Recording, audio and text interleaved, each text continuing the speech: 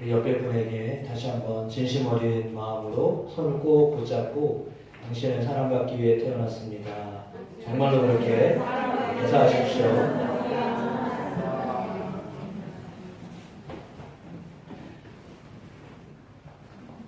아멘이 되시나요? 아멘. 아닌 것 같아요. 내 생활을 보니까, 내 삶을 보니까 사랑은커녕 왜 나만 미워하시나 몰라. 이렇게 생각하시는 분이 계실지도 모릅니다. 그런데 하나님 우리를 사랑하십니다. 얼마나 많이 사랑하시느냐. 이런 표현을 써서 좀 그렇지만 하나님 머리가 터지실 것 같아요. 하나님 머리가 어떻다고요? 하나님이 머리를 굴리시냐고 경우의 수가 너무 많아서 이거를 어떻게 하면 하나님이 원하시는 대로, 하나님이 뜻하시는 대로, 하나님이 계획하신 대로, 하나님 말씀대로 이루어 가실까라고 하는 것 때문에 하나님이 머리를 엄청 굴리셔요. 이해되시나요? 이해가 안 되죠? 네. 하나님이 머리를 엄청 굴리세요. 그 말은 뭐냐면 하나님 뜻대로 되어지면 하나님 이렇게 머리 굴리실 이유가 없는데 하나님이 하시는 대로 사람이 안 움직이기 때문에 하나님은 그 사람에 맞춰서 하나님의 약속의 말씀을 이루시기 위해서 그 사람이 이렇게 틀면 이렇게 트는 상황에서 또 하나님의 말씀을 만들려고 하나님 또 이렇게 만드시고 하나님이 이렇게 틀면 이렇게 튼 데서 하나님의 말씀을 이루시려고 이렇게 잡아놓으시고 하나님 사람이 이 말을 들어야 되는데 이 말을 안 듣고 아예 등을 돌려버려요. 아예 귀를 닫아요. 눈을 아예 감아버려요. 하나님은 이렇게 하라고 하시는데 아예 등 돌리고 귀 닫고 눈 감고 근데 하나님의 말씀을 이루셔야 돼요. 아멘. 그러면 하나님이 우리가 하나님의 뜻대로 살아가야 되는데 하나님 뜻대로 살아가지 않을 때 하나님이 그 상황에서 하나님이 또 하나님의 뜻을 이루시기 위하여서 얼마나 하나님 머리를 쓰셔야 돼요. 환경을 바꾸셔야 돼요. 사람의 마음을 움직이셔야 돼요. 그 생각을 안 해보셨나요? 제가 오늘 말씀을 생각하면서 그 말씀을 생각하니까 야 우리 하나님 머리가 터지셨을 것 같다. 그런 생각을 했습니다. 그리고 하나님의 말씀이 그냥 그대로 이렇게 유유히 물이 흘러가듯이 흘러가는 은혜가 주어지는 것이 형통이에요. 아멘. 그런데 그렇지 않아도 하나님은 그럼에도 불구하고 어쩌면 거꾸로 역류하는 그런 그쵸? 이렇게 바다로 물이 내려가야 되는데 물이 펌프질 해가지고요 거꾸로 위로 올라가고 있어요. 그 물을 다시 내려줘야 되는데 자, 이런 표현을 썼습니다. 그러니까 하나님의 뜻이 그냥 자연스럽게 흘러가야 되는데 그게 안 되고요. 중간에 막아버려요 우리가. 누가 막아요? 사람이 하나님의 뜻을 막는다니까요. 그러니까 저 자신이 하나님의 뜻을 막고 있어요. 이렇게. 그거 막고 있는지도 모르고 막고 있는 거예요. 근데 막고 있는데 막아놨으면 어떻게 되죠? 그 물이 다시 흘러가도록 물꼬를 터야 되잖아요. 그러면 뭔가 이제 이렇게 막고 있을 때 물꼬가 터지도록 일이 벌어져야 돼요. 이해가 되셔요? 아멘. 그러니까 순수하게 이렇게 받아들이고 가시면 하나님이 정말 여러분의 삶을 형통하게 이끌어 가시는데 그렇지 않고 내가 때로는 방향을 틀고 있고 뒤로 돌아서 있고 이러다 보면 그것을 그 물꼬를 다시 만들기 위해서 하나님이 사건을 만드셔요. 근데 사람은 그걸 몰라요. 내가 왜 이렇게 됐지? 내가 원하는 대로 왜 안 되고 내 뜻대로 안 되고 왜 이런 일이 내게 벌어졌지? 이렇게 생각을 해요. 그러니까 하나님이 원하시는 대로 살아가야 되는데 그렇게 살아가지 않고 그러다 보면 하나님이 그 상황에서 하나님의 뜻을 이루시기 위해서 여러분에게 사건을 주셔요. 근데 그걸 깨달아야 돼요. 근데 그걸 못 깨달아요. 대부분의 사람들이 저를 비롯해서 깨닫지 못해요. 왜 내가 이런 일을 당해야 되지? 이렇게 나와요. 그러니까 예측하지 않았던 상황이 여러분 속에 벌어졌다고 한다면 이것을 통해서 하나님이 나를 하나님의 뜻대로 움직이시려고 하고 계시구나라고 하는 것을 알아채셔야 돼요.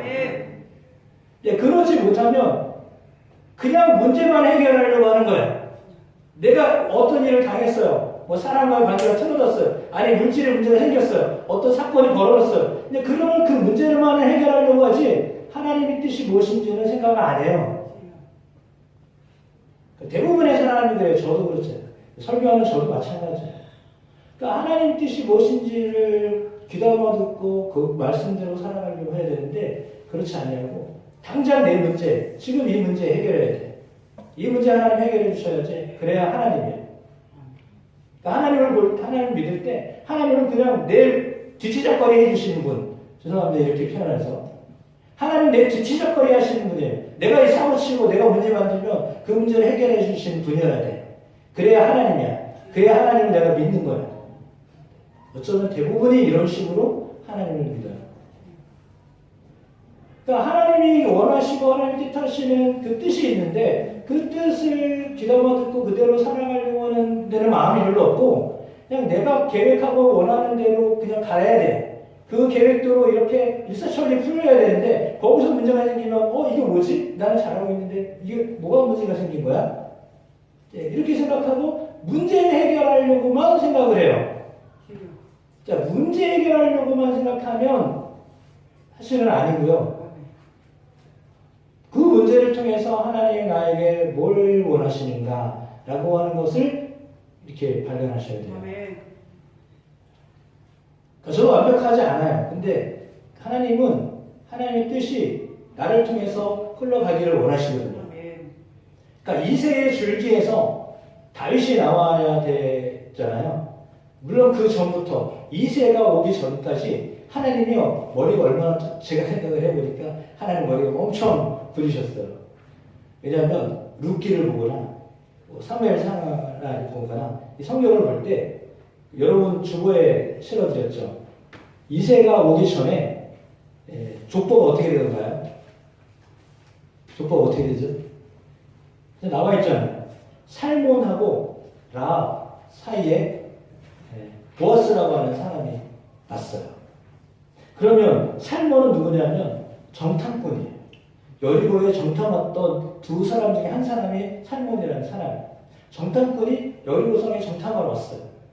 그래가지고 누구를 만났냐면 여간호 숙박을 했던 누가 기생이라고도 하지만 기생이라는 표현은 좀 그렇고 아무튼 여리고성에서 사업하던 여인을 만났는데 그 집에 들어가서 유숙하면서 정탐을 갔단 말이에요. 근데 정이 든 것 같아요. 그 하루 이틀 동안에 정이 들었어요.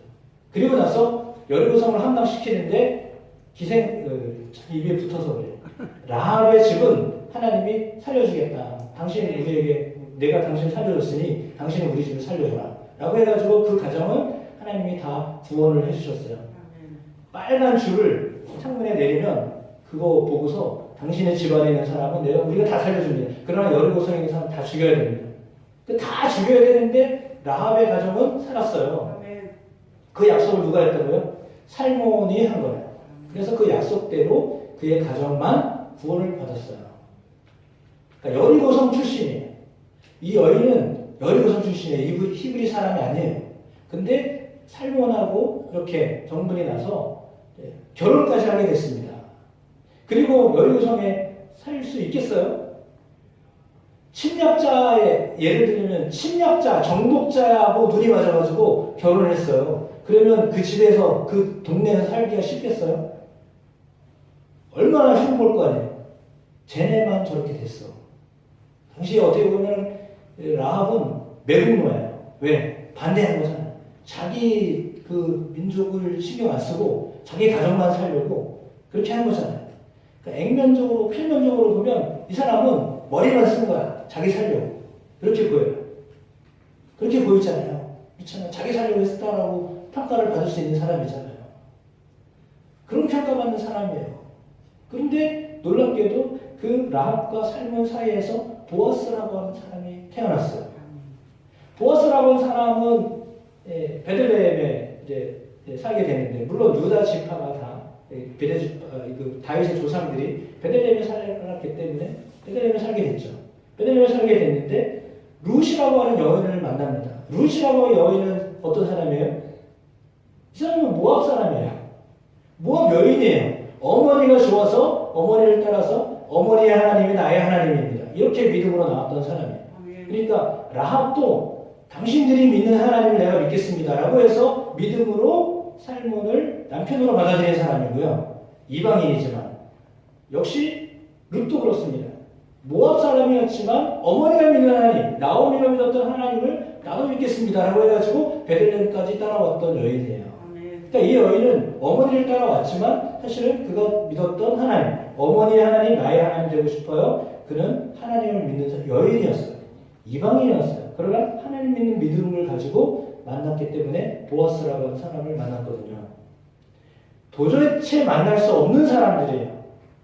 조각을 따져봐도 확률을 따져봐도 도대체 이런 집안 생각을 해보세요. 할머니 여리고 출신, 엄마 모압 출신, 그리고 기업을 이어간 사람, 전혀 조합이 안 맞는 가정이에요. 우리가 표면적으로 보면 그래. 그래가지고 우리 저런 집안이 있어? 라고 볼 수 있는데 그 집안에서 하나님이 이세가 나오게 하셨어요. 아멘. 그리고 이세의 아들 가운데 첫째, 둘째, 셋째, 넷째 다 키도 크고 얼굴도 아주 미남이고 실력 있고 이런 사람들이었어요. 근데 하나님이 이세의 막내, 막둥이, 사람 취급하지 않았던 다윗, 하나님이 다윗을 통하여서 하나님이 다윗을 통하여 이스라엘의 왕이 되게 하셨어요. 아멘. 근사한 사람 다 빼버리고 사무엘이 기름 부으려고 집을 찾아왔는데 집에도 없었던 사람이에요. 뭐 하던 사람이에요? 목동으로 들판에 있었어요. 그러니까 급이 안 되는 거죠. 얘는 여기 선지자가 와도 거기 축에 끼지도 못하는 사람이었단 말이에요. 한마디로 말하면 가족들 안에서도 아직도 좀 엄마 젖을 더 먹어야 돼. 예를 들자면 그런 사람이었단 말이에요. 그런데 하나님이 그 다윗을 통해서 메시아가 나게 하셨어요. 아멘. 그러니까 하나님이 이 예수 그리스도를 나오게 하셨는데 혈통적으로만 봐도 아주 너무 복잡한 상황을 하나님이 이렇게 조율을 해 가시면서 그 가정을 이루어오셨다. 그렇게 생각이 되었습니다. 그러니까 족보를 보는데 그 마음에 제가 딱 들어갔어요. 그래서 하나님이 참 머리를 엄청 굴리셨구나.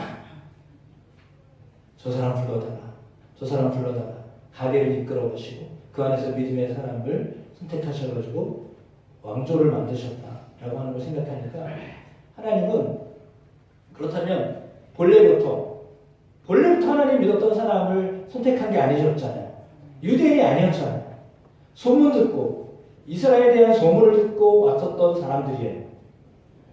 직접 하나님을 만난 사람들이 아니에요. 귀로 들었던 하나님이에요. 어머니가 믿었던 하나님, 그렇죠? 살몬이 함께 했던 하나님, 그 하나님이 내 하나님이 아니었어요. 다른 사람의 하나님이었는데 그 하나님을 이제 나의 하나님이 되게 되었을 때 하나님이 그 가정들을 통하여서 그 사람들을 통하여서 오늘 이세가 낳게 하셨습니다. 아멘. 그리고 오늘 본문에 나와 있는 것처럼 11장 1절에 이세의 한 줄기 가운데서라고 했거든요. 그러니까 그의 자녀들 가운데 다윗이 나게 하셨고 그 다윗을 하나님이 선택하셨다라고 하는 것입니다. 본문 이사야 11장에 있었던 당시의 상황은 매우 안 좋은 상황입니다. 실제 상황은 뭐냐면 다윗의 왕조가 다 끊어진 상황이에요. 다윗에게 하나님이 영원히 너의 왕위를 주겠다라고 하나님 약속하셨는데 그 왕위가 그들이 제대로 통치하지 못해서 이유는 하나예요. 하나님을 제대로 경외하지 않아서 하나님은 약속하셨는데 사람이 약속을 지키지 않았기 때문에 그 왕위가 끊어져 버렸어요. 통치가 더 이상 되지 않는 나라조차도 없어지는 그런 상황이었단 말이에요. 그런 상황에 하나님이 이세의 줄기에서 한 싹이 나게 하겠다라고 말씀하신 것은 사실 과거에 있었던 이야기를 다시 끄집어내면서 그때도 이렇게 역사하셨던 하나님이잖아요. 이세의 자녀들 가운데 다윗이 나게 하셨던 하나님이 이제는 이후로 다윗의 후손들 가운데 메시아가 나게 하겠다라고 지금 메시아에 대한 예언을 하시는 거예요.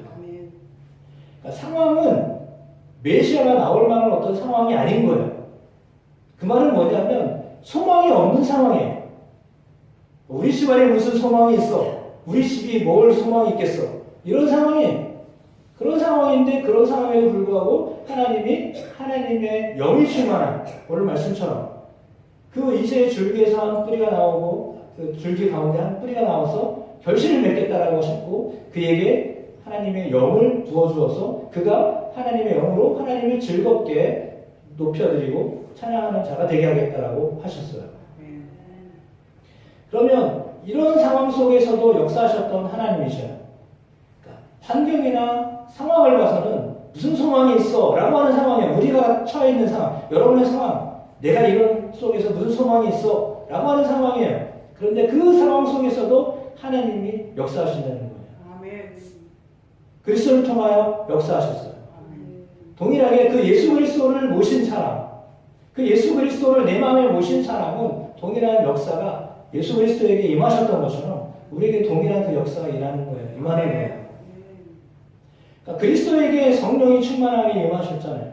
예수님에게 성령이 임하셔서 하나님의 일을 하게 하셔서 하나님의 뜻을 이루게 하셨어요.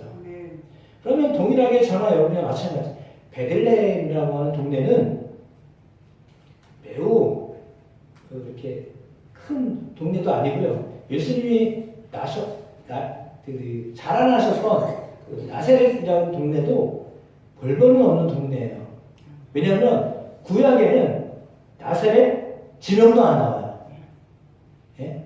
이름도 없어요. 나사렛은 동네? 그러니까 나다니엘이 예수님을 만났을 때 무슨 나사렛에서 선한 것이 나올 수 있어? 이렇게 얘기했어요. 그러니까 나사렛이라는 동네 전혀 인지도가 없는 동네.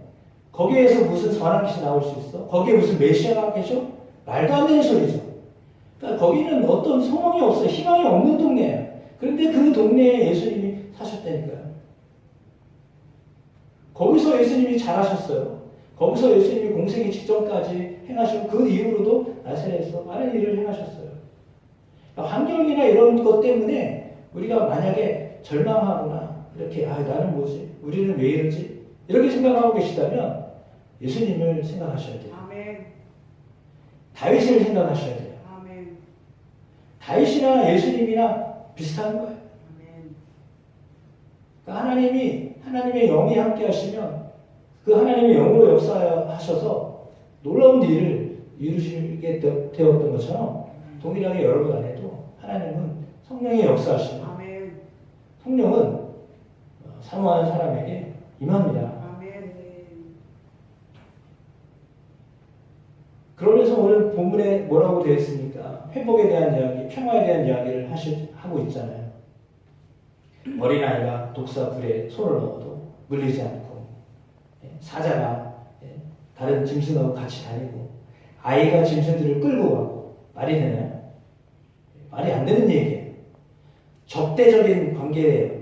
예를 들자면 성경에 나와 있는 그 짐승들이 다 적대적인 관계에 있는 그 짐승들이에요. 근데 함께 한다고 그랬어요. 함께 누우고 함께 가고 한다고 했거든요. 그럼 예수 그리스도는 그 일을 행하시는 분이에요. 아멘. 주님이 오시면 적대적인 관계를 평화적인 관계로 만들어 주신다라고 하시는 거예요. 아멘. 예수가 계시면 그 예수님은 전쟁을 그치시는 분이에요. 아멘. 근데 예수 믿는 사람이 가서는 사실은 이런 일들이 벌어져야 되는 거예요. 근데 예수 믿는 사람이 가가지고 문제를 자꾸 일으킨다. 사실은 그 안에 영이 안 계신 거예요. 아멘. 하나님의 영이 계시면 그 하나님의 영은 평화의 영이에요. 평화의 영이 계시면 평화스러운 일들을 행하시는 거예요. 아멘. 성령은 여러분 안에서 평화로운 일을 행하셔요. 아멘. 예수님 모신 사람은 평화의 영이 임하는 거예요. 아멘. 근데 내가 살아가면서 그런 일을 하지 않냐고 자꾸 문제를 일으키거나 부딪히는 일을 하거나 막 이런 것을 했다라고 한다면 사실은 내 안에 성령이 계심에도 불구하고 그 성령이 일하시는 것을 내가 방해하고 있는 거예요. 아까 말씀드린 것처럼 뒤돌아서고 있는 거예요. 주님이 원하시는 게 앞으로 전진하면서 같이 이렇게 막 가는 건데 그게 아니라 너네는 알아서 해. 나는 몰라. 이렇게 가는 거. 예를 들자면 그런 거예요. 그러니까 이렇게 하는 것은 하나님이 기뻐하시는 게 아니잖아요. 하나님의 나라는 천국은 함께 어울리는 곳이에요. 아멘. 천국은요 적대적인 관계가 함께 어울릴 수 있는 아멘. 곳이 천국이에요.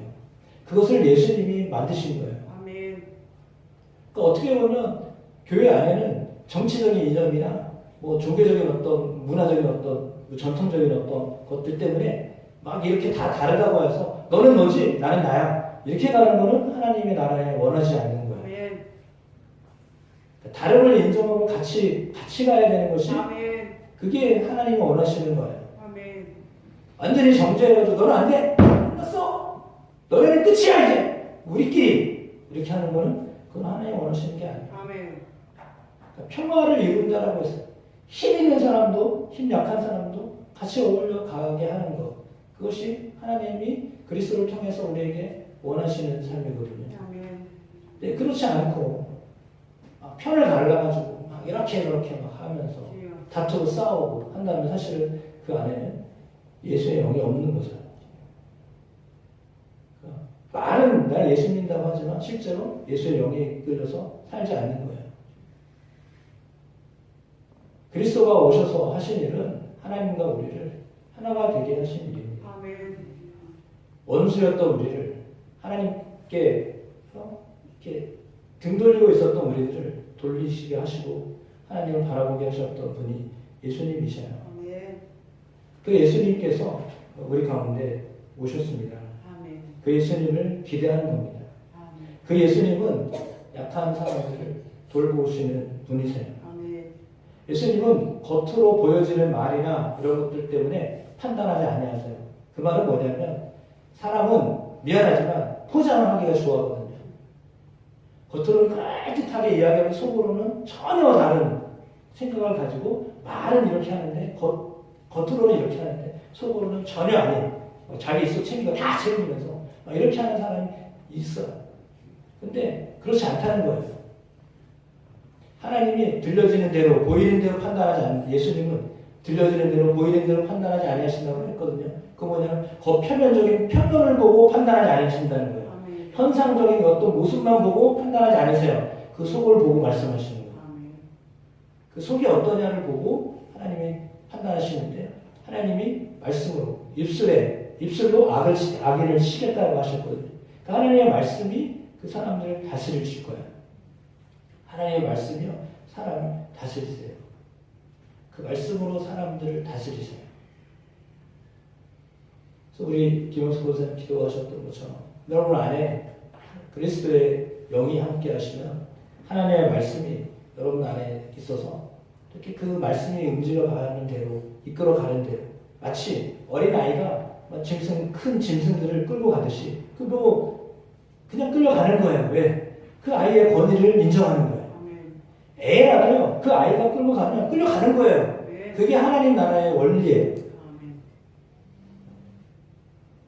예를 들면 이런 거예요. 오늘 아까 찬양했는데 이원호 장로님의 찬양에도 이렇게 찬송을 끌고 가시잖아요.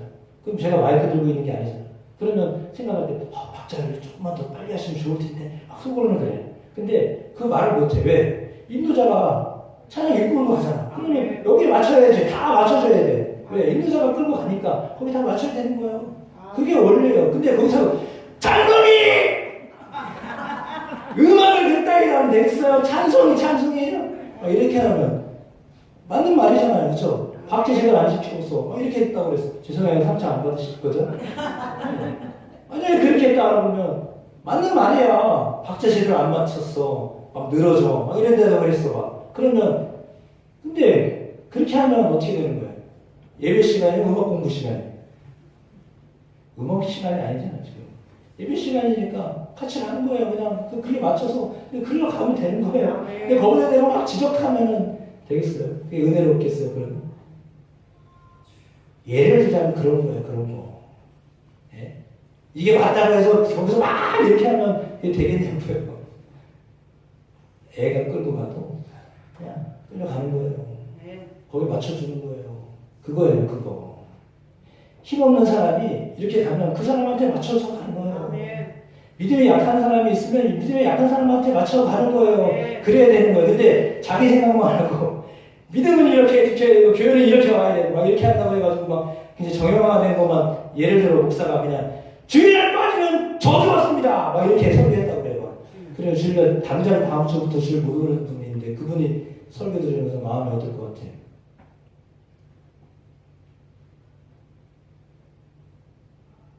그런 거예요.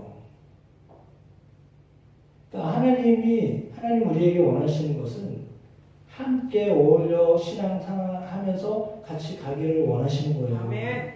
그게 그리스도가 우리 안에 오셔서 하시는 일이에요. 아멘. 주님이 오시면 그런 마음을 갖게 하시는 거예요. 아멘. 그래서 좀 약한 사람, 힘없는 사람 그냥 봐주고 기다려주고 이렇게 같이 가는 거예요. 그렇게 하시면 돼요. 아멘. 그게 우리 안에 주님이 오셔서 하시는 일이에요. 그 주님이 우리에게 소망이 되시는 거예요. 그 주님이 우리에게 희망을 주시는 거예요. 아멘. 너에게도 희망이 있다. 다윗의 가정, 그렇게 복잡했던 가정에도 하나님이 역사하셨듯이 하나님이 우리의 가정 안에서도 하나님이 역사하십니다. 아멘. 그걸 믿으셔야 됩니다. 아멘. 하나님 여러분의 가정에서도 하나님이 일하십니다. 내 상황 이 속에서도 하나님이 역사하십니다. 아멘. 우리가 원리를 굴리는 것보다 하나님이 더 머리 터지세요. 네? 어떻게 이 일을 수습해야 될까? 그 하나님을 주목하시면 됩니다. 아멘. 그 하나님을 바라보시면 됩니다. 아멘. 네, 그렇지 않고 내가 내 생각했던 대로 내 멀리 내가 계획한 대로만 그냥 계속 되기를 원하신다면 그러면 이제 복잡해집니다. 그때부터 정말 복잡해집니다. 하나님을 의뢰하고 신뢰해야 할 때 하나님을 신뢰하고 의뢰하는 은혜가 있게 되기를 축복합니다. 아멘. 그리고 하나님이 우리에게 역사하시는 것들을 보는 역사가 있게 되기를 원합니다. 아멘. 주님은 우리를 위해서 그 예수님을 준비해 주셨어요. 아멘. 나를 위해서. 그 복잡한 가계도를 통해서도 하나님이 예수를 우리에게 보내시려고 우리를 위해 예수님이 오셨어요. 아멘. 그 주님이 바로 우리 안에 오셔서 때로는 오늘 여러분 주보에 실려드렸던 것처럼 상황을 모르잖아요. 사람의 상황은 잘 몰라요. 말하지 않으면 저 사람이 어떤 상황에 처해 있는지 모르거든요. 표면을 봐가지고는 몰라요. 속사정이 어떤지 알 수가 없어요. 근데 그냥 기다려주는 거예요. 마지막에 나와 있는 버스 정류장에 서서는 거 아닌데 노인 한 분이 이렇게 서 있을 때 버스 기사가 가다가 차를 멈췄어요. 그리고 차를 세우고 승객들한테 양해를 구하고 그 어르신이 왜 우는지 왜 그랬는지 그걸 들어요. 굳이 그럴 필요가 있어요? 자기 버스 운전사가 왜 거기서 왜 서요? 승객들이 있는데. 근데 그럼에도 불구하고 서주는 거예요. 그리고 그에게 주목하는 거예요. 울고 있는 사람 왜 우는가 보는 거예요. 주님이 그렇게 우리를 보시는 거예요. 지금 우리를 주님이 그렇게 보고 계셔요. 아멘. 주님이 하실 일이 많은데 엄청 할 일이 많으신데도 불구하고 멈춰서서 우리를 돌보신다니까. 아멘. 그게 은혜예요. 아멘. 그게 은혜예요. 그 은혜가 여러분 가운데 있습니다. 아멘. 그 은혜로 주님을 바라보시면 됩니다. 아멘. 하나님이 여러분들을 때로는 위로하시고 사랑한다고 말씀하시고 아멘. 여러분 안에 소망을 불어넣어 주십니다. 아멘. 소망을 갖게 하는 것이 하나님의 뜻입니다. 아멘. 포기하는 것은 하나님의 뜻이 아닙니다. 아멘. 여러분 안에 소망을 갖게 하는 것, 그것이 하나님이 이사야를 통해서 우리에게 들려주시는 말씀입니다. 그리스도를 보내주신 이유가 그거예요. 아멘. 그러니까 끝까지 소망을 가지셔야 됩니다. 아멘. 예수 안에서. 다른 것이 아니에요. 내 욕심의 소망이 아니라 예수 안에서 소망을 가지시면 아멘. 하나님의 그 뜻을 이루실 줄로 믿습니다. 아멘.